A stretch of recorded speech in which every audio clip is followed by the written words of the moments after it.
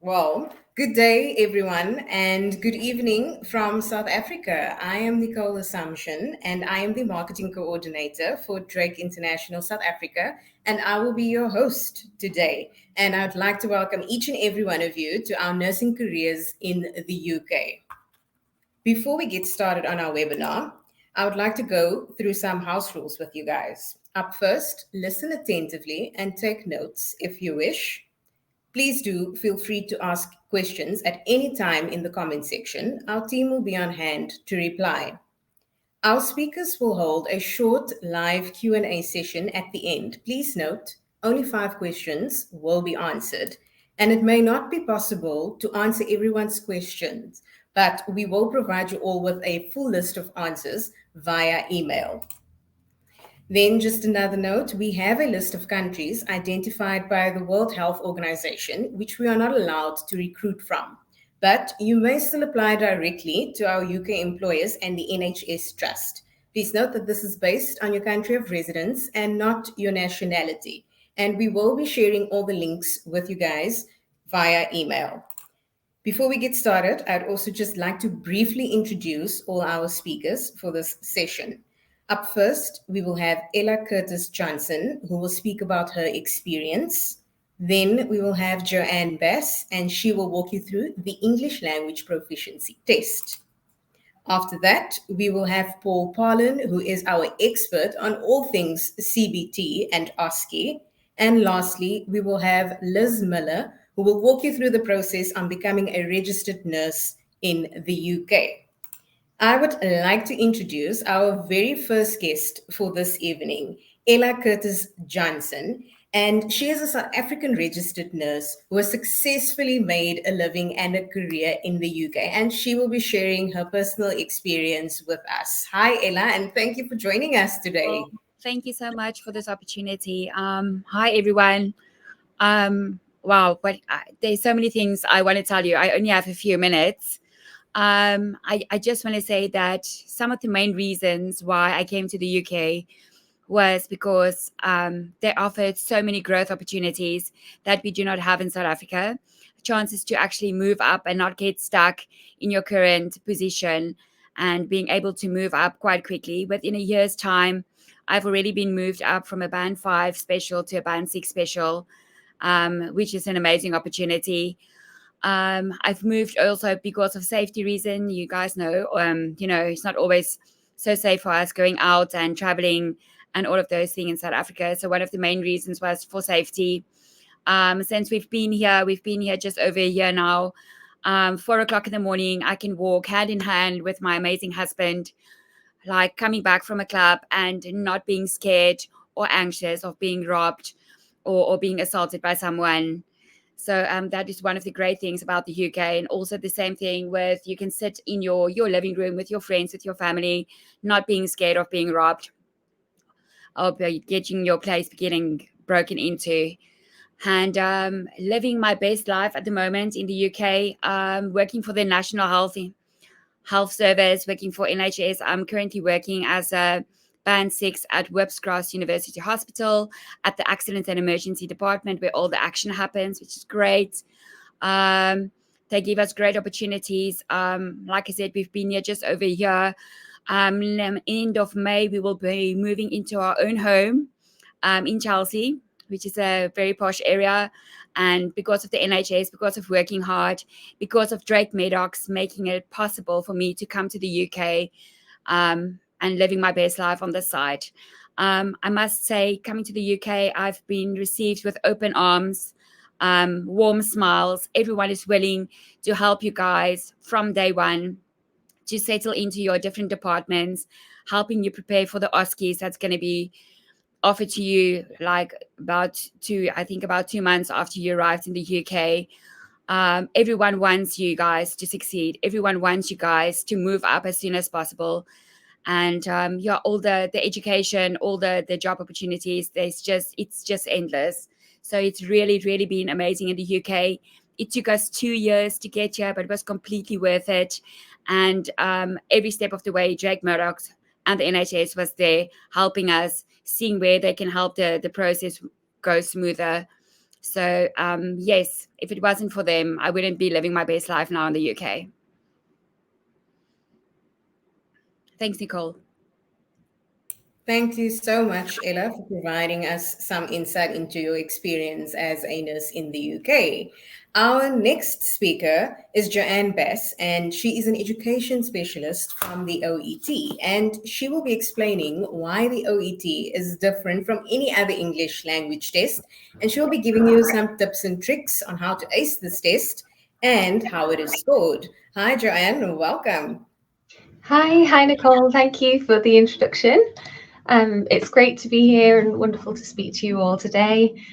My name's Joanne, and I'm an education specialist for OET, which is the Occupational English Test. And I joined this role in July last year. And prior to this, I worked in an NHS trust, and I was running English language courses and designing OET classes, and also teaching OET to healthcare professionals like yourselves. So it's great to be here to be able to talk to you about the test today. So next slide, please. So in today's session, I'll firstly speak a bit about the importance of good communication in healthcare, and then I'll give an overview of the OET test itself, the subtests, and how the test is marked. And then at the end of the session, I'll share some useful resources with you, which you can then use to help you with your preparation. So next slide. So why is good communication so important in healthcare? Next slide. Thank you. Some of the things that you might think of in terms of good communication are things like showing empathy and understanding and listening to the patient's perspective. And I'm sure that you all do this already every single day in your roles. And by effectively communicating in this way, you build trust, you make patients feel more comfortable and understood. And these are all things which the OET exam prepares you for. So you can then establish a positive rapport with patients and caregivers and colleagues in the workplace. Next slide, please. And we also know that poor communication can lead to some other problems, so things like patient dissatisfaction, and it can also increase the risk of patient safety, which is why good preparation in terms of language skills can really help you to communicate effectively, and that will in turn help you in your professional role. Next slide, please. So what is the OET test and how is it different? Next slide. OET is firstly the leading and only English language test designed specifically for healthcare professionals. So the test content is all placed within a healthcare specific context. So that means that you're not only preparing for a test, but you're also learning language skills, which will help you then feel more confident when you go on to communicate in the healthcare workplace in your role. So all of the content is based in a healthcare specific context. Next slide, please. There are also 12 different versions of the test. So you can practice and find the practice papers for these different professions online. But for nursing, you'd obviously take the nursing test. And likewise, these are the other professions which we also offer. Next slide, please. So how is OET different to other tests? Well, in a general English test, for example, in the writing component, you might be asked a question about a topic such as the weather or technology, whereas in OET, you would write a clinical letter and it would all be relevant to your profession. So you would write a nursing letter as a nurse to another healthcare professional. And I'll talk more about that in a moment. So all of the tasks should really be familiar. And likewise, in the speaking section, you would then conduct a role play, and it would be based on an everyday healthcare situation, and that would make it very relevant to the type of daily tasks you would do in the workplace. Next slide, please. So as I mentioned before, OET will help you build your skills so that you're more prepared for the demands of the healthcare workplace. And I'm going to talk to you a bit more about the test in detail now so that you feel prepared, and you know, have a bit more information about what to expect. Next slide, please.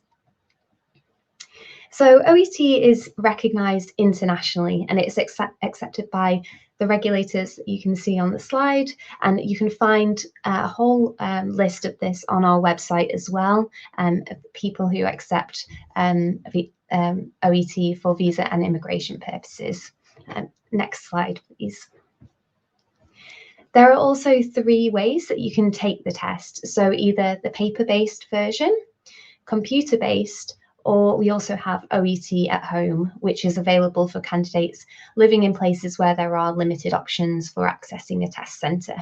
But it's always important to decide which version you feel most comfortable with, whether it's the paper-based or the computer-based version, when you're booking online.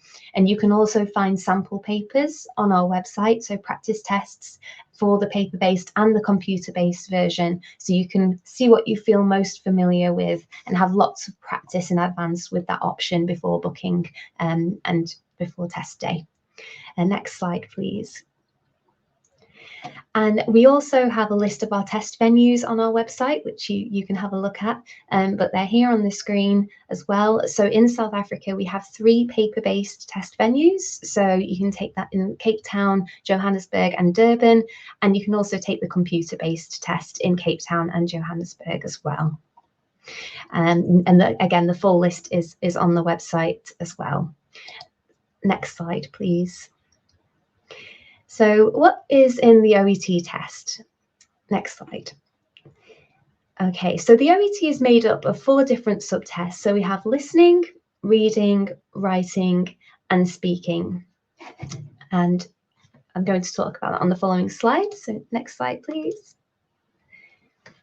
And because, as I mentioned, the test is healthcare specific, the skills that you're being tested on in each part of the test are all designed, again, as I mentioned, to help you prepare and to communicate in the workplace and have a patient-centered approach in your communication style.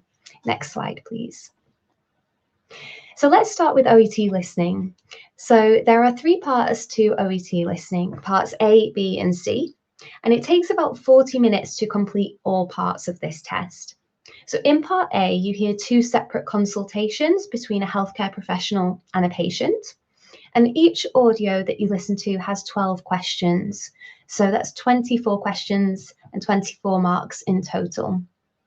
And then in part B of the listening paper, you hear 6 short dialogues or monologues, similar to what you would hear in the workplace. So for instance, a handover or a safety briefing or a discussion about medication or surgery. And there's 1 question per audio, and all of those questions are multiple choice. And then in part C, you have 2 longer extracts. So the audio is around 4 to 5 minutes each. And you hear 1 interview and 1 presentation. And it's similar to a podcast or something you might hear at a conference or a seminar as part of your professional development. And again, that's multiple choice. And each audio has 6 questions. So in total for listening, there are 42 questions and 42 marks in total. And to score a B grade, we encourage learners to aim for around 30 marks. And that's if you require a B grade. And I'll talk more about the scoring in a moment.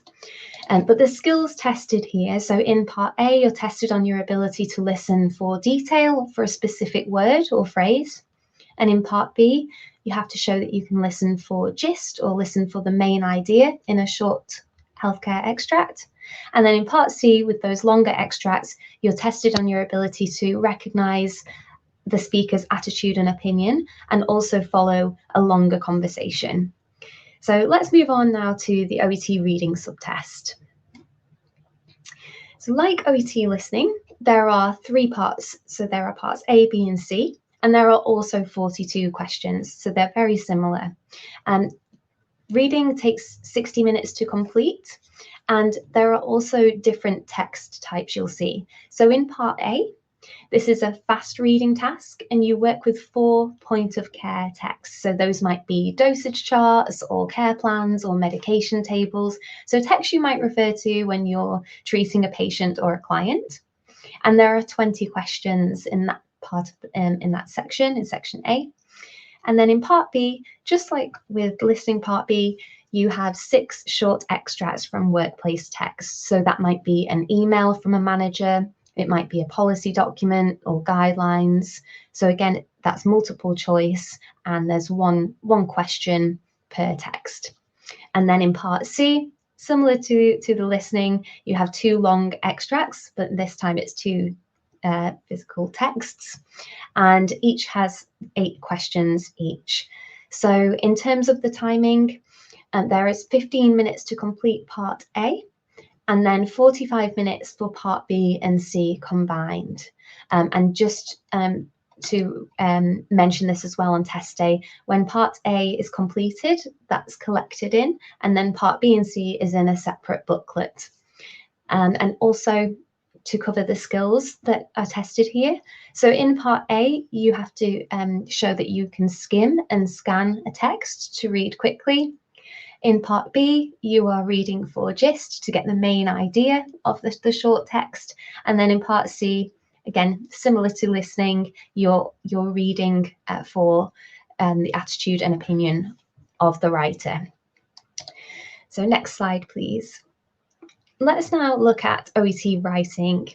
So in OET writing, you're given the task of writing a clinical letter based on a set of case notes, which will be based on your profession. So you have 5 minutes at the beginning to read through a set of case notes, and then you have 40 minutes to write a clinical letter. And depending on your profession, you might be asked to write a certain type of letter. So it might be a referral letter or a discharge letter or a transfer letter. And if it's nursing, it will be one of those 3 that you will be asked to do on test day. And then you go through the case notes, select information that will be most relevant to the healthcare professional that you are writing to, and then you write your letter. And you're assessed in OET writing on the purpose, so how clearly the purpose is given to the recipient, organisation and layout, genre and style, conciseness and clarity, and language. And combined, that helps to indicate your ability to communicate relevant information to a healthcare colleague, and they will then continue the care of the patient, and that will form the focus of the letter. Next slide, please. And that brings us to OET speaking. So in this part of the test, you perform 2 clinical role plays with someone called an interlocutor. So they're not an examiner, it's just someone who's been trained to act out the role play with you.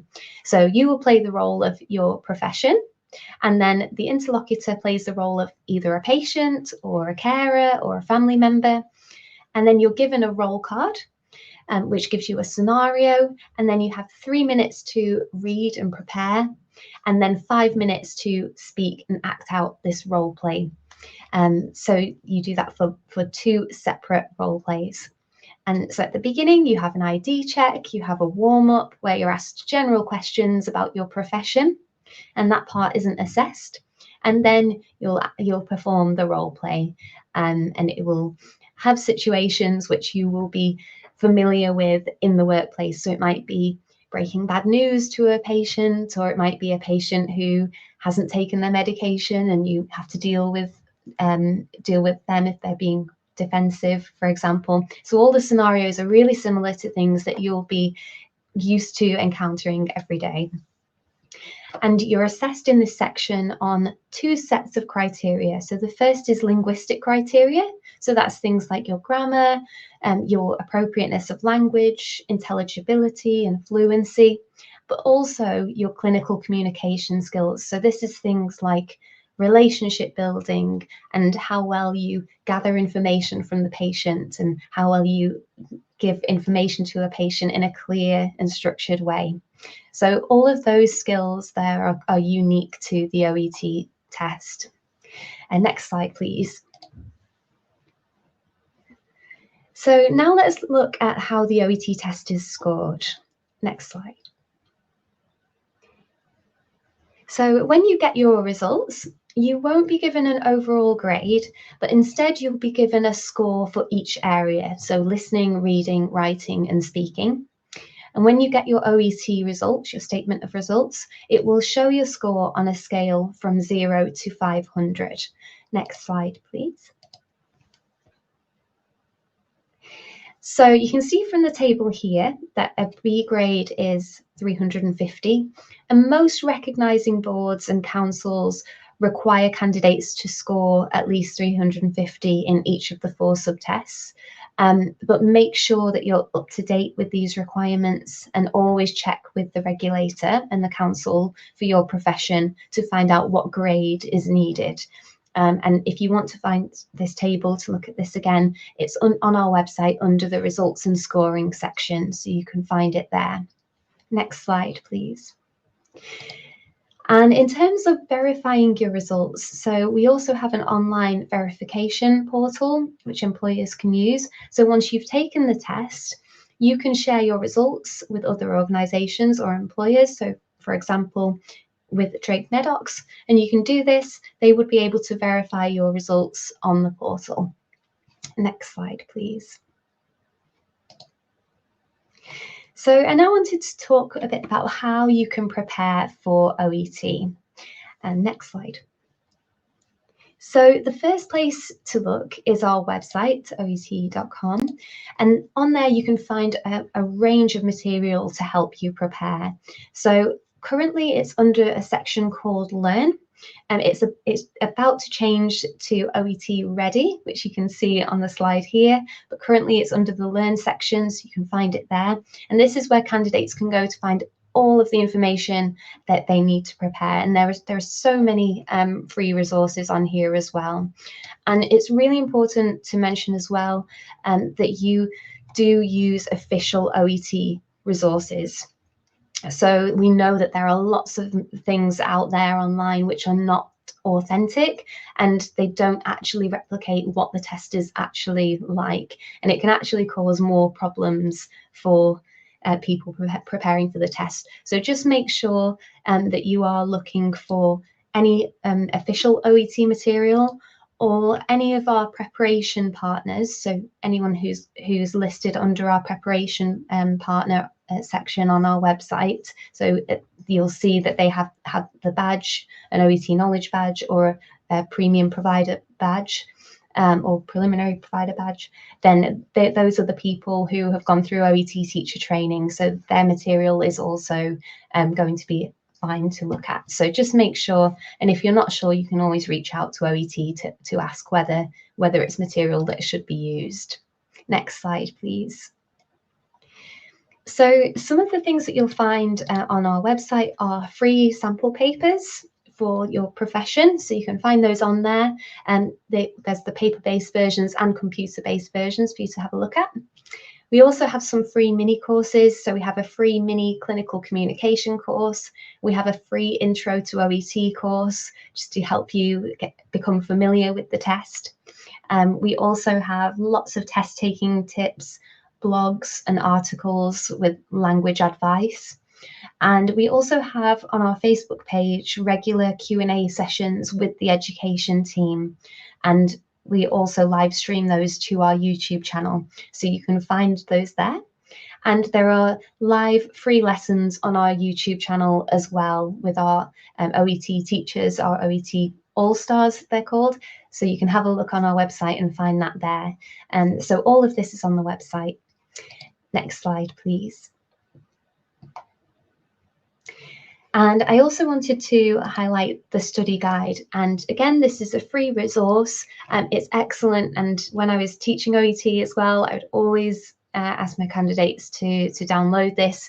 So it's a free study guide, and it has all the preparation that you need in one place, all the resources. So you can go through this and tick things off as you go along, and it just helps you to plan and know what to look at in what order. So this is really useful. You can see the link here on the slide. And if you can also find this on our website. If you type that link in, you can download it, and it will just come straight through to your email. So if that's the study guide, if you want to download that. Next slide, please.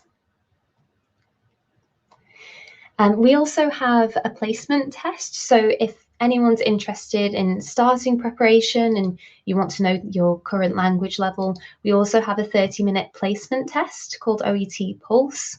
Again, you can find this on our website. It's just under the OET shop, and it's just to give you an idea of your current language level and helps you give an idea of what type of preparation you would need or how long you would need to prepare. Next slide, please. And can we go to the next slide as well? You can also find some of our testimonials, and I know that we heard from Ella before, who's taken OET herself, and it's great to listen to these just to know what other people have experienced as well, and to give you an idea of what you might expect. So we have some of our testimonials on our YouTube channel as well, which you can listen to. Next slide, please. Okay, thank you very much. And also, if you download the study guide and have any questions as well about preparation, we have our Q&A section at the end, so I'd be more than happy to answer any questions. And it was a pleasure to talk to you all today. And thank you very much. Thank you so much, Jan, for that insightful session. Our next speaker is the thorn among the roses, Paul Parlin, and he is a UK-trained educator from the ATS Learning Centre. And he will walk you through the UK Nursing and Midwifery's Council tests of competence and give you some insight into the UK nursing practice. Hi, Paul. Hi, Nicole. Thanks. Lovely to meet you. Yeah, I'm excited to discuss what ATS does and also CBT and OSCE. So let's begin. Okay. So next slide. So ATS Learning Center has been supporting and helping nurses and midwives who wants to become a UKRN or part of NMC or the Nursing and Midwifery Council in United Kingdom to help them pass on their test of competences, which I'll be discussing later on. And we've been doing this since 2017. So on the next slide, let me just discuss briefly what are the tests of competence the nurses who wants to become a UKRN needs to pass, and also what ATS does in their review on our review for the nurses who wants to become a UKRN. So one part would be the computer-based test. So you need to take this on your country of origin in South Africa, and then later on, after passing the computer-based test, you need to pass again another exam, which is the Objective Structured Clinical Examination, or the OSCE. Okay, next slide. Next slide, please. Okay, so let me discuss first the computer-based test. Okay, so computer-based test is composed of two parts. So part A is numeracy and part B clinical.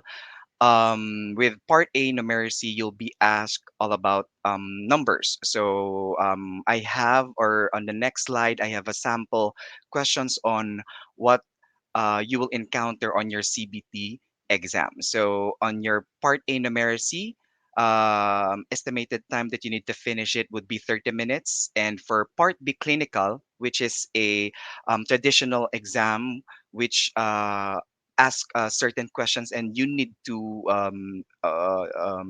choose in a certain options on your exam paper on your computer. So it will take you 2 hours and 30 minutes. Okay, so on the next slide, this is a sample, okay, an example questions for your numeracy. So if you will look onto these questions, it looks simple, but it you need to answer this in a specific way. So let me just give you a glimpse. Like for example, if you'll be asked on how what is the volume of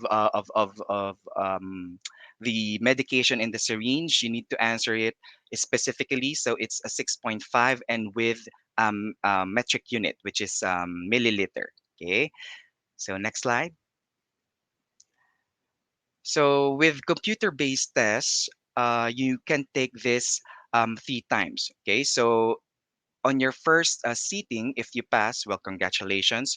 You go ahead and wait for the next step. And then again, I mentioned earlier, you need to pass the OSCE exam once you arrive in the United Kingdom. But if unfortunately you failed your first seating and then you need to retake it, you need to wait for at least 10 days for you to reseat again. And if you have, or if you partially fail the exam, for example, you only failed the part A or part B, you can retake it. You should retake, or you need to retake the portion or part of the exam which you failed. So for example, if you failed part A, you need to resit that only, so not the part B. And then on your last receipt, which is the third one, you can go ahead and take it. And if you failed, unfortunately, you need to wait for again 6 months to register and take again another exam for computer-based test. So next slide. So where can you take your CPT exam? So you can go ahead and go on the link, www.pearsonview.com, and check on where's the nearest or closest test centers that you have on your country. In South Africa, for example, you can go ahead and take this by computer, and or go ahead and take it on the test centers. So that is a computer-based test, or CBT. And the next exam that I'll be talking about would be the OSCE. Okay, so OSCE exam, this you need to reenact, or you need to pass the 10 stations that the examiners or assessors needs you to reenact. Like for example, 4 of the 10 is API, or the APIE, Assessment, Planning, Implementation, and Evaluation. So basically, this is how you assess your patient and then plan on how you would do the plan of care or your care of your patient, and implement whatever you have planned, and evaluate if it's effective or not. So with ATS, we will thoroughly discuss with you on how you can do your APIE on a certain scenario. So that is the 4 out of 10 stations that you need to take for your OSCE, and that's remaining 6 would be 4 of which would be the skills, or the practical skills, uh, which they will choose on. I'll be listing that on the next slide. And then 2 writing stations, which are professional values and evidence based. So not all of the stations needs reenactment. Like for example, with professional values and EBP, I'm sorry, so evidence based practice, you just need to write your answer.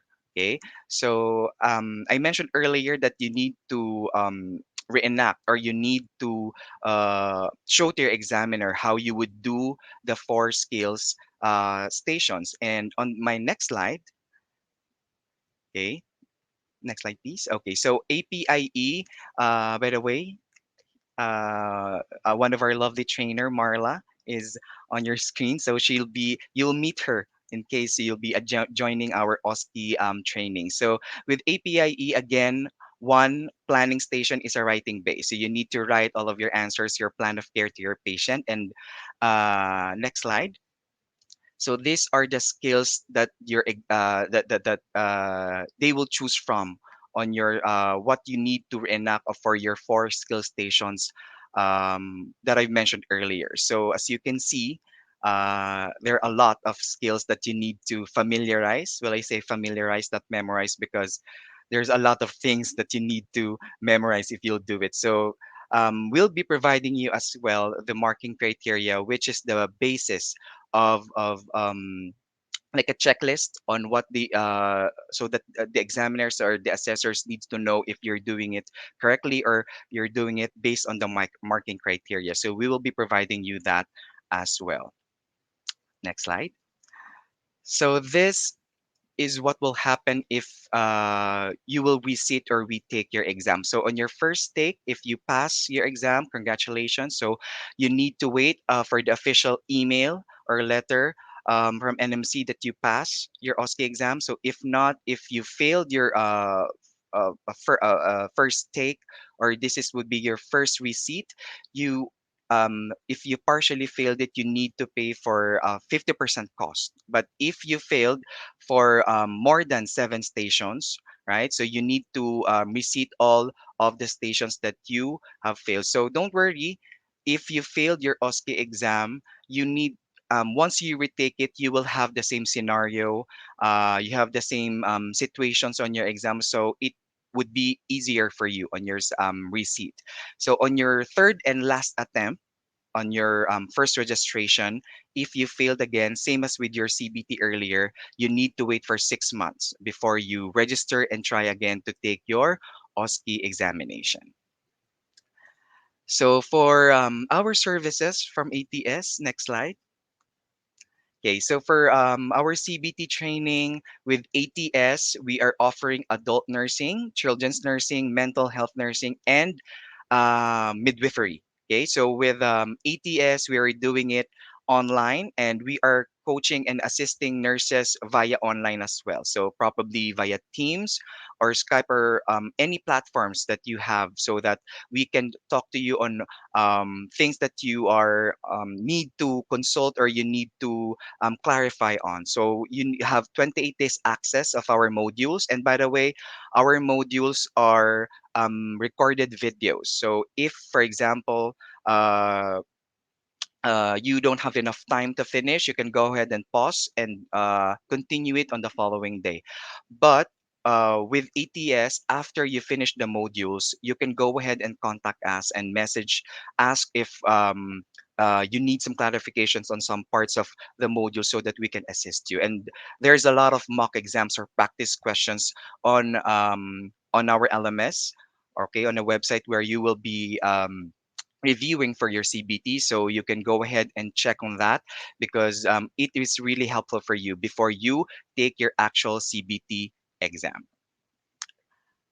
For online training course for OSCE, so our OSCE training as well is online. So no need to worry. So it will be conducted 2 days live and interactive classroom style learning. So 2 full days, 6 hour in a day training session. So you can go ahead and we will be discussing all of the skill stations. And if you have questions or you need to recite during the discussions, you can go ahead and do that. And we are holding as well a Q&A sessions at the end of each day, so we don't let nurses out of the review program or sessions with their questions hanging. So some of the nurses as well are messaging us asking for some one-on-one coaching. We are doing that as well. Next slide, please. So with OSCE, currently we are offering adult nursing and children's nursing. So with those OSCE trainings as well on your LMS, on the website where you'll be doing your or checking your OSCE training courses, we have recorded videos as well. So the recorded videos are the things that you need to do correctly based on the marking criteria provided by the NMC. Okay, so next slide will be good news. So one of this is my first good news. So if you will be part of Drake Maddox, you will get the UKRN ebook for free, which will cost you if you'll buy it online or via website. So this will be given to you as free. Next slide, please. So these are the testimonials given to us by some of our trainees who are already in the UK. So it's all over the ATS Facebook page. You can go ahead and look for it. Okay, next slide. So why choose ATS? So I mentioned earlier that if you failed your exam, for example, you need to resit, it will cost you, of course, money. So if with why choose ATS? Because with ATS, you have a higher chance of passing your CBT and OSCE exam compared to reseating it all over again. And most of, well, the three of us, the trainers from ATS, we are UK trained, and one of our trainers, Marla, has worked in the United Kingdom as UKRN. Okay, so we have also free group consultations and online classes or access to our modules. Next slide, please. So for CBT online course, it's 20 pounds or 484 rand for all of the benefits that I've mentioned earlier: 28 days access, practical exams, and online consultations, and reference materials that we have. And also, we can share some of the experiences of the nurses who took already the exam and give you some insights on how you can prepare, what are the testing centers that they have in the UK. So we can go ahead and share you those information. Next slide. For our UK OSCE courses, adult nursing and children's for pediatric nurses, so it's 100 pounds or 2,421 rands. So all of the benefits as well that I've mentioned earlier: access with the videos for our 2-day live online training, and also consultation for our from our trainers as well. Next slide. And last but not the least, one of my good news for you nurses: all Drake Medox nurses and midwives with a job offer will receive a free CBT and OSCE training from ATS. So all of you will, if you join Drake Medox and be deployed by Drake Medox, you'll be attending or you'll be getting CBT and OSCE training for free. So it's 200 I'm sorry, 20 and 100 pounds off on your shoulder once you get deployed by Drake Medox. And last, for you to be able to reach us on next slide, you can go ahead and scan the QR code on the upper right, or go ahead and uh, look for the website below the screen. So you can go ahead and inquire and ask. We have people who can answer your inquiries, and also on our social medias. Okay. So next slide. Okay, so talk to us. We have our YouTube, Facebook, Instagram, LinkedIn, Messenger, and also TikTok. So ATS is everywhere online. Go ahead and message us if you're interested in joining and become part of ATS Learning Center. That's it for me. Thank you so much, Paul. Last but not least, we have our very own in house Liz Miller. And she is the operations manager for Drake Medox UK. And she will be walking you through the process on how to become a registered nurse within the UK, and also speak about how we can help you get deployed within the next 3 to 4 months. Hi, Liz. It's lovely to see you again. Thanks, Nicole. Good to see you too. And thanks everyone for joining us this evening. I know it's getting a little bit late in South Africa. You may have joined us after a long day's work, so really appreciate you tuning in. And remember, anyone that doesn't manage to get this live can look at, can rewatch the recording afterwards at any time at your leisure. So we'll try not to keep you too much longer. I just wanted to give you an overview basically of what Drake Medox do and the process that we will take you through if you apply through us. So thanks. Next slide, please. So this is just some random pictures of the lovely nurses that we deploy. As you can hopefully see, they come from all over the globe. We do recruit probably in larger numbers from the Philippines and India, but we also recruit from every other country that we're allowed to, that's on the green list from the World Health Organization list that Nicole referred to at the beginning. That includes a lot of African nurses, South Africa being one of those countries that's on the green list.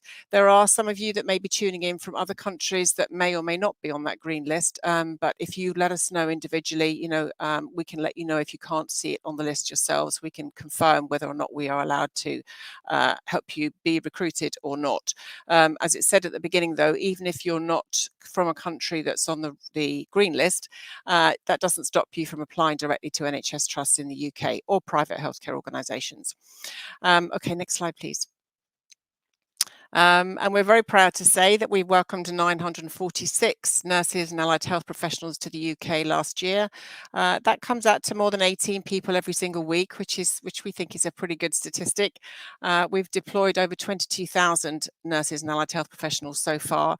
We've been recruiting overseas for roughly 22, 23 years now, and still going strong. So we hope to recruit a lot more. Next slide, thanks. So why choose the UK? Ella talked about her personal reasons of why she chose the UK, all of which are very valid reasons. Some of those would probably be the same reasons why people from other countries are looking to come to the UK. We like to think we are a family-friendly country. We have the great assets of free healthcare and free education for children up to the age of 18.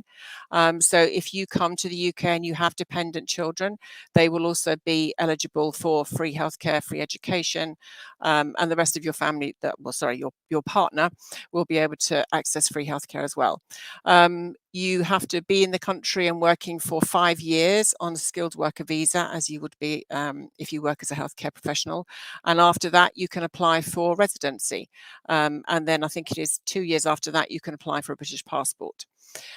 Your salary will be exactly the same as any other UK-based nurse, whether you're UK trained or not. The salaries for the NHS are exactly the same, whether you're working in London or further up the country. There is a mandated scale, basically. If you work in London and areas around London, then you will get a high cost area supplement because the cost of living is slightly higher in those areas, so you get a little bit extra. As Ella referred to as well, there's great opportunities for promotions and career progression. If you work hard, then those opportunities are there. Not everybody wants to move up the scale, and lots of nurses are happy to sort of stay at that band 5 level, and that's also fine. But there are the opportunities to progress if you wish them. And it is a very safe and diverse place to live. London in particular is a melting pot of nationalities. I don't think there's probably many places that you can go in London where you wouldn't find plenty of different people from loads of different places across the globe, and particularly in the NHS. I can't remember the statistic offhand, and I should have put it in, but the number of different nationalities that are recruited within the NHS is enormous. So I'm sure Ella can attest to that. Okay, next slide, please.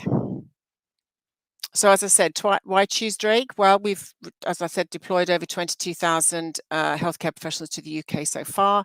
We provide you with free CBT and OSCE training prior to your deployment. Some of you may have taken CBT already, which is great. But if you haven't at the time of applying to us, we will give you free CBT training for anyone that is coming to us and gets a job through one of our UK clients. The OSCE training that we provide, as Paul referred to, is an add-on to the formal training that you will receive in the UK once you get here. It's a 2-day boot camp, if you like, online, delivered by Paul and his team. But it's really helpful to give you an overview of what the exam looks like before you get to the UK. It doesn't replace the full training that you will get when you get here, but it's certainly a good starter. Again, as Paul said, you'll get the free ebook, which is worth about 15 UK pounds, I think. Otherwise, you'd have to buy that online, so you get that free.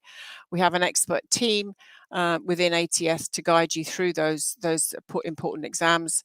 And in general, we provide you with guidance and support every step of the way. So you will be able to speak to one of us at any time of the day, well, not quite any time of the day or night, but pretty much 24/7 access. And if we're not available during the day to talk with you, then we'll get back to you within the next 12 to 24 hours. And we are ethical recruiters. We don't treat you as just a number. You do genuinely mean a lot to all of us. We want to make sure that we're recruiting the right healthcare professionals for the right organizations and for the right employers. And it's in our interest to make sure that you're looked after and that you have all the information that you need. Drake has a particularly good and long-standing reputation in that respect. I think we're known for the fact that we look after our candidates very well. We maintain contact with them, after deployment as well. We like to learn all about what you've been doing, whether it's career progression or getting married or having babies. All of that has come up during our time. So it's lovely to keep in touch with you all. Next slide, please. So we have opportunities across the UK. All of our clients recruit at different times. They're not all recruiting at the same time, but we will be able to tell you when you apply which clients we're recruiting for at that time. So most of our clients do exist around the sort of London and southeast area of the country, but we do have a couple of clients up north, and we're always looking to take on new clients to increase our reach, if you like. The perception is that living and working up in the north of England is cheaper than living in down south. That's certainly true of central London. Central London will understandably, being the capital, be the more expensive area. But there are other places that you can live in London that don't, that don't feel as expensive, that's for sure. But we would give you the full details of all the clients that we're working with to make sure you have the choice, or the information to make your choices about which employer you would like to apply to. Next slide. So the application process, Ella mentioned that it did, just to clarify, Ella mentioned that it took her 2 years to get here. That isn't the norm. That's because she applied during COVID. And so everything was hugely lengthened, as you can imagine. But she stuck it out and she got here in the end. And as you can tell from her little talk, she was extremely grateful and pleased that she saw the process through. That was a very challenging and difficult time for applicants and for us, because, everything sort of came to a halt, as you know. So 2 years is not the standard. We can deploy you with anywhere from between 2 to 5 months. It really depends, A, on your proactivity, and B, how often the employer that you're being recruited for can accommodate different cohorts coming in. So some hospitals deploy once a month. Some do it every other month. Some do it every 3 months. So it depends on the employer. So the minimum criteria that we would ask you to meet before we can confirm you for the first level, if you like, or the first part of the process, you have to have a minimum of 6 to 12 months post-registration clinical experience. It does vary from employer to employer. We do have a couple that ask for up to 2 years, but generally speaking, 6 to 12 months is the average. And you do have to have passed the English language test at the level to which would allow you to apply to the NMC. I know it's hard to understand or to sort of accept the fact that you might have to take an English language test. You speak English. I know you speak English very well. It's not a judgment call. It's just that there is a rule that says anyone from a country that is not on the World Health Organization recognized majority English speaking country list, then you have to take an OET or an academic IELTS, I'm afraid. So I think IELTS, we say IELTS, I think you say IELTS. It's the International English Language Testing System. So those are the 2 exam options that you have. We have, I'd say, an equal number of candidates taking one or the other. Joanne has obviously very kindly gone through in great detail about the OET exam, and the benefit, as Ella would attest to again, with OET is that the scenarios that you'll be questioned on are healthcare related. So it would be familiar terminology, familiar subjects, familiar language. So that would probably be the biggest advantage. However, it's the rates vary for the 2 exams, so you'd need to look into whichever one suited you best. So assuming you met both those above criteria, then we will offer you a screening interview, and that's conducted by one of our nurse consultants, and it will include a drug calculation test. So that's our opportunity and yours to assess how you would do in a client interview with an English or UK hospital. The drug calculation test is done at the end of the interview, and that takes you're allowed around 20 minutes to answer a set of questions. Very few people don't pass, actually, so it shouldn't be too taxing. And that's also your chance to ask any questions of the nurse consultant at the time if you're not clear about anything in the process, etc. If you pass that exam, which again, most people do, you are then added to our pool of qualified candidates, as we'd call you. So then we will share the details of all the clients that we're recruiting for so that you can look at the different packages, their location, what the requirements are, etc. And you can make your choice about who you want to apply to. You might, for example, be looking to move to a particular part of the country where we may or may not have a current client. But if there's nothing that suits you at that time, we will obviously keep in touch with you and regularly update you when we get new opportunities. Next slide, please. So English language, as I said, there is no way around it, unfortunately. It has to be taken. This is the one thing that you need to get out of the way as soon as possible. So I think somebody mentioned in the questions in the chat that was it possible to take CBT before your English language test? Yes, it is. It is possible, but we would highly recommend that you make English language test the priority, because if you if you pass your CBT, which is potentially easier to pass than the English language test, then you've spent money on OET or on IELTS exam, and then you may not pass your English language test the first time round. So, you know, best to get that out of the way before you start investing more money in the rest of the process. All of the details for the NMC requirements are on their website. There's a QR code there that will take you to that specific detail. But there's a huge amount of information on the NMC website for you to read through. So please do visit that, because that will give you the answers to probably every question that you have. Anything that you need clarification on, please, you can get in touch with us anytime. Next slide. So I won't go through this in detail, but I've pretty much covered what we've talked about. So the NMC process, you can start your application at any time. It doesn't cost to start the application. You will be asked a few sort of standard questions at the beginning, self-declarations. Then the next stage is to be given permission to take CBT. So you would apply through Pearson VUE.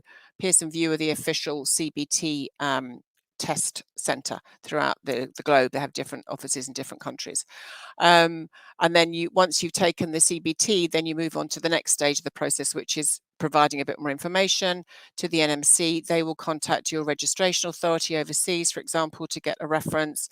There's a health declaration, that sort of thing. So it's very straightforward, and it's very easily laid out on the NMC portal. Running in conjunction with that, the employment process that we will take you through is the completion of all your post-job offer requirements. So the standard things that you would have to do in South Africa or whichever country you are currently in as well. Reference checking, background checking, your registration, your qualifications, police clearances, all of those standard things that you would have gone through in applying for any job wherever you are.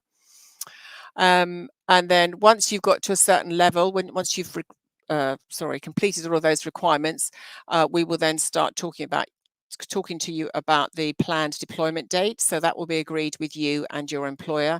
And we always like to deploy you in groups. So it's rare that we would deploy you on your own unless it was absolutely necessary. But even if you are deployed on your own, we will meet you at the airport. We will make sure you get safely to your accommodation, where someone from the trust will meet you. So it's you won't be left on your own anytime. We make all of your visa bookings, appointments. We make your flight bookings for you, so you don't have to pay for that. So we manage as much as we can for you. Okay, next slide. So what's the cost? The big bad section that nobody wants to talk about and everyone wants to talk about. So what's the cost to you as a healthcare professional? What's the cost to your UK employer? I'll go through those in a second. But you pay absolutely no fees to the agency. Okay, it is illegal in the UK to charge anyone any recruitment fees. So if you're ever asked, if you register with any agencies that ask you to pay fees, run a mile, because that's not allowed and they shouldn't be charging you anything. So you can rest assured that we charge you no fees whatsoever. Next slide, thanks. So what you will have to pay for, and I know these look like scary numbers, and it is that we appreciate that it's a lot of money to find initially, but there's good news coming, I promise. So the CBT is approximately 1,985 Rand. That's the first part of the test of competence for NMC. The NMC assessment fee is approximately 3,300 Rand. That is a mandatory fee. That's the payment to the NMC for assessing your application, basically. The NMC registration fee, they ask you to pay that up front, even before you've taken the OSCE, and that's roughly 3,660 Rand. But if for any reason you didn't pass the OSCE and you weren't able to register, which is, again, highly unusual, then you would get that money back from the NMC. But they ask you to pay it up front to make sure that only people who are serious about the application really see it through, I suppose. And the TB screening is mandatory for people coming from TBT prevalent areas, and South Africa is one of those, as are a lot of other African countries. So IOM is the official testing centre for TB. That is the only testing centre where you're allowed to take the TB screening for visa purposes. It may be that when you do your occupational health clearance for the UK employer, you would have to evidence your vaccination history. So it may be that you might need a booster, for example, before you come to the UK, in which case you would have to pay for that. But most boosters are offered on arrival in the UK, so there shouldn't be much need for you to spend out on anything else health related other than the mandatory TB screening. Okay, thanks, Nicole. So the good news is that most UK employers will reimburse you on arrival for CBT, a fixed contribution to English language test, which is roughly about 200 UK pounds, approximately 4,800 Rand, and the NMC registration fee, that 3,660 fee. So that's a total of just over 10,000 Rand. So you will get that back in your pay packet, or is in various ways they would fund you on arrival in the UK. So there is a wait for it, but you will get that money back. The only fee that isn't generally refunded is the NMC assessment fee. But apart from that, you get that. And this is on top of all of the other things that you get within the package offer, which I'll refer to shortly. Thank you. So on top of, well, not on top of, you're only paying that and getting a lot of that back. But on the other hand, your employer is paying quite a bit for you guys. So a period of free accommodation, and that varies between employers, but usually anywhere between 1 to 3 months. It might be on-site accommodation, it might be private housing, but it's their responsibility to make sure that you have somewhere safe and clean and warm to move into on arrival in the UK. The employer pays your flight to the UK, your visa fee, the cost of the OSCE training prior to your exam, which is usually runs anywhere between 2 and 4 weeks worth of training. Also travel to the test centre, because they're set across different areas of the country. The cost of the first OSCE fee is usually paid in full, or at least paid in advance, and then reclaimed over a period of time. Most trusts, however, only reclaim it if you don't complete the 3-year contract.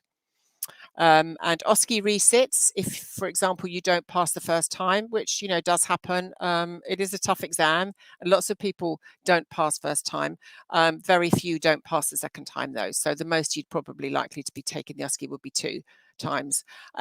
Again, some employers will pay for both the first sit and a resit, and other employers will pay for one and not the other, or pay up front and then reclaim it over a period. So they'll do all they can to make the financial burden as light as they can do.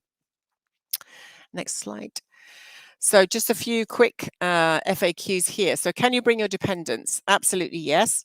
The dependents that you're allowed to bring would include a husband or partner or wife, and any children up to the age of 18. It doesn't include any other members of your family, unfortunately, no siblings, mother, father, that sort of thing, unless you've got a really specific case where, for example, you were the sole carer for an elderly mother or father, for example. But so generally speaking, it's your partner and children up to the age of 18. Can they travel with you when you come to the UK? Yes, is the answer. However, we do discourage that for all the right reasons. I mean, Ella did come with her husband, but that was, she had a specific set of circumstances which made that easier for her. However, we only the employer is only providing you with free accommodation in single rooms, etc. So they can't have family stay with you. That's one reason. The second reason is that before you pass the OSCE, you're on a slightly lower salary. There's a pre-registration salary and a post-registration salary. And so to our mind, it makes sense to just give yourself the time to get through the NMC OSCE exam, pass that, get your PIN, move on to the registered Band 5 salary, and then you have more money with which to afford the accommodation. And you also need time to settle in. I mean, I'm sure Ella can, I keep referring to Ella, sorry Ella, but I'm sure Ella can attest to the fact that, there's a lot of new experiences, new information coming at you. It's a busy time when you first get to the UK, and so you need to focus on you and getting through your OSCE and getting used to living and working in a strange environment, etc. And to do that when you've also got children and a partner with you to think about is putting a lot of pressure on yourself. So we would highly recommend, if you can, to bring your family after 2 or 3 months, once you're more settled and you've got your feet firmly on the ground. Does the employer pay for the dependent visa? No, they don't. You have to pay for that. The employer pays for your visa and certifies maintenance, which means that you don't have to provide evidence of funds in your account, but they don't do that for your dependents. So you would have to fund that. Again, we have lots of information that we can provide you with at another time, if that's a specific question or concern of yours. Next slide. So when you arrive, we will meet you at the airport. One of our team will always be at the airport to meet you. We provide you with our lovely welcome pack, which has got lots of goodies to help, you know, those initial few minutes and days and etc. You can see a couple on there. As a fob watch, there's a really nice notepad, and then we will provide you with a UK SIM, so you can use that as soon as you arrive in the UK, if you wish. After that, there are lots of options for you to change mobile provider if you want to, but at least it's something to make that all important first call home to your family. Thank you. As I said, the support in the UK doesn't stop on arrival, but you know, we will meet and greet you. We'll provide you with the welcome pack. We'll give you all of the contact details you need, not just for us, but for local embassies, for example, people that you might need to be in touch with. We have a lot of cultural and diversity training pieces that we share with you, and we are open, you know, all the time to provide any advice and support that you might need on an ongoing basis. Of course, you have your employer to go to too, but you know, we don't want to close the door on anybody, and we'll always be here to help you where you need us. Your employer will be there with a warm welcome when you arrive in the UK. They'll be making sure you settle into your accommodation, getting started on your induction and orientation training at the trust, starting you on your all-important preparation for your OSCE exam, ongoing support training, mentorship and preceptorship, and then all of the pastoral care that they have put in place for you. You know, most of the people that we work with have been employing nurses from overseas for many, many years now. So they have consistently honed their processes and the care of the nurses that they provide. So you will really be well cared for. Next slide. The ebook we referred to already, but you'll get that before you come to the UK. But it's a real great Bible for all nurses looking to come to work in the UK. Next slide. Oh, that's me. So I just wanted to bring Ella back in, if I may. Ella, just to you know, touch on a few extra points. The one is that we talked about the difference that you found in working in a South African and UK hospital. Can you just talk a little bit about that? So Liz, I think for me, the main thing that was completely different from South Africa is everything in the UK is computerized. So I think for the first week after being at the hospital, that was the first thing that they focused on, was getting us to be comfortable with they call it a cow, computer on wheels, very fancy. So to get you to actually do all of your admin, you literally do everything, your intake and output, your vital signs, everything is done on the computer. And you're going to get like tag cards as soon as you are admitted at the hospital. And they're going to, that tag, you literally tap everything to be able to provide the vital signs directly onto the computer for each of your patients, which is wonderful. I think one thing is they focus on protecting their nurses a bit way more than South Africa. So back in South Africa, as you guys know, you have a protocol. So you're allowed to give certain medications and things without the doctor seeing patients. And then afterwards, they will go sign it. In the UK, it's different. The doctors have to see the patients first before anything is done. And that is purely to protect you as a nurse and your patients. So I think that was the main two big differences compared to South Africa to the UK. Right, thank you. And what about your OSCE exam? How did you find that? So with my OSCE exam, because I arrived on the 14th of October in 2022, my husband joined me in December. Oh, so he didn't like 2 months sorry, after. yeah. So he joined me 2 months after, together with our 2 cats that we brought with. Yeah. So I think the thing is, as soon as you arrive in the UK, you become kind of a family with your cohort, and you sit together and you study and you prepare for OSCE. So I think the fact that my husband joined in December, I kind of moved away from doing my little meetings with my group. So unfortunately, I only did my OSCE the second time around. The first session I passed 7, and I had to go for another 3 for my second session. And I do think what Liz said about maybe just having your family join you a bit later on, is maybe a good point, because you literally focus with your cohort and you literally sit together every day preparing for the OSCE. And I think as soon as your family joins you, you kind of want to spend more time with them instead of preparing. So yeah, I think I would have gotten it the first time if I had spent time with my cohort instead of running around showing, exploring London with my husband. Yeah, fair enough. And just lastly, the cost of living in the UK, I think that probably feels quite scary for people. That people imagine that living in London is hugely expensive. How have you found it? So if you have to convert, in the beginning when I just got here, I kept converting to rands, because you want to kind of see, get a feel for things. London is a bit more expensive compared to if you go to Leigh-on-Sea. There's like about maybe an hour, 2 hours travel outside of London, but everything happens in London. So all the music festivals, everything happens in London. So it's kind of the place where you want to be. And it's literally like 12 minutes travel to the hospitals. So it saves you lots of money on travel time. But compared to South Africa, I think the only big change, so financially, because you're earning in pounds, it's not such a big issue. Sorry, so I don't think the cost of living is something that should put you off or prevent you from coming to the UK. Because as soon as you earn in pounds, it makes a big difference. Sure. And then also we forgot to mention that on top of your basic salary, you can earn additional money if you do extra bank shifts. So you will be rostered to do pretty much 3 long shifts a week. Yeah. But you have other days where you could take on additional work and earn much. And actually that can really boost your income, right, Ella? Yeah, it really does. It's like an extra 1,000, 2,000 to 1,000 to 1,200 pounds a month that you can add to your salary. Yeah, which makes a big difference. Thank you, Ella. Thanks for that insight.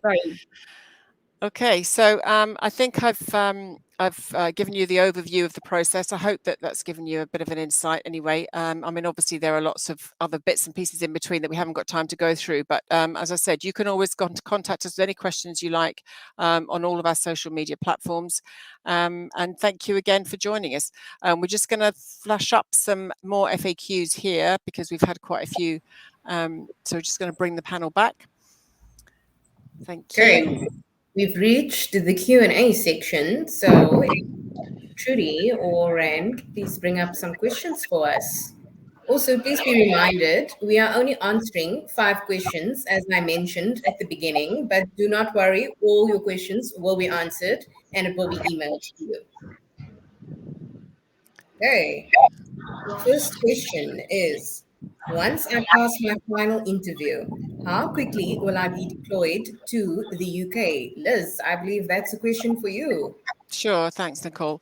Well, as I mentioned earlier, it does depend on 2 things. One is your proactivity through the process.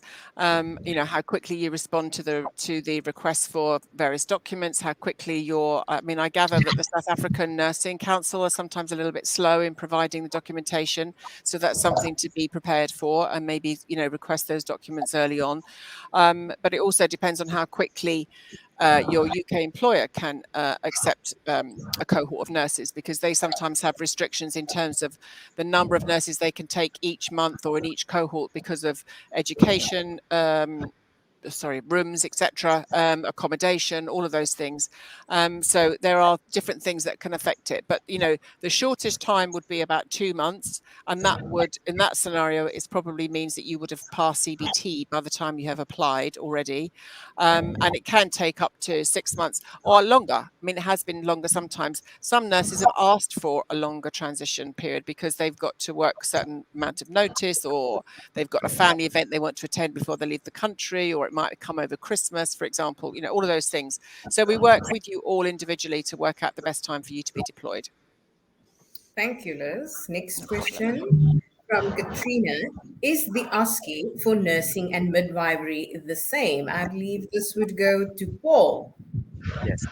Okay, so for your OSCE of nursing and midwifery, it's completely different. So you need things that you need to learn for nursing. OSCE would be different from midwifery, and you can go ahead and ask us if you're interested in learning your training for your OSCE nursing or midwifery as well. Thank you, Paul. Our next question from Lily. Are all these sports done in one day? Who would like to take that question? I think that's referring to OET. So Joanne, that would be for you. Yeah, I think that's referring to the OET test, and yes, they are done on one day. So you'll do the listening test first, and then the reading test, followed by the writing, and then the speaking will be given as a separate slot at the end of the day. So you'll be given all of those times once you've booked the test as well. Yes, they're all on one day. Thanks, Joanne. Thank you. Then our next question, how long is a gap in hospital experience is acceptable? Liz. Okay. Again, it would depend on the employer. Some of them have specific requirements in that respect, specific criteria, I should say. Generally speaking, we would say that if you're currently working at the time of application, then hospitals will accept a longer gap in your previous history, if you like. So, for example, if you've been in your current role for 6 months maybe, but you had a gap of a year before that, or even 2 years, they're more likely to be adaptable to interviewing you on that basis. If, however, you're not currently working at the time of interview and you've also been out of work for, a year or 2 years, then that might affect your acceptance by some hospitals to be interviewed. So I would say just look at the fact overall a 1 to 2 year gap is probably the maximum that they would like to see. Thank you, Liz. Thank you. And then our last question, is there an age limit? Liz, I believe this question goes to you again. No, there is no age limit. There is no age limit in the UK for nurses. We've deployed people who have been, just out of, well, not quite newly graduated, but 6 months out of nursing college. And I think the oldest one we've had is in their 60s. So my generation. Wow. So I don't know. There isn't any age limit. That's the answer. Thank you so much, Liz. All inclusive in the UK. I believe that we have reached the end of the session, and I would just like to thank each and every one of you for dialing in from wherever you are around the world. We appreciate you taking out the time to join us on this webinar. And then a special thanks to our guest speakers. Thank you guys once again for taking the time out of all your busy schedules for joining us and for preparing your wonderful presentations. And then our behind the scenes team. Thank you guys for managing all the slides and bringing us all up at the correct time.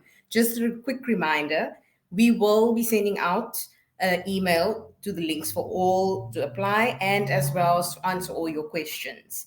And if I was a nurse, I would actually be applying right now. So thank you so much all for tuning in. I hope you all have a wonderful day or evening, and we hope to see you soon. And goodbye.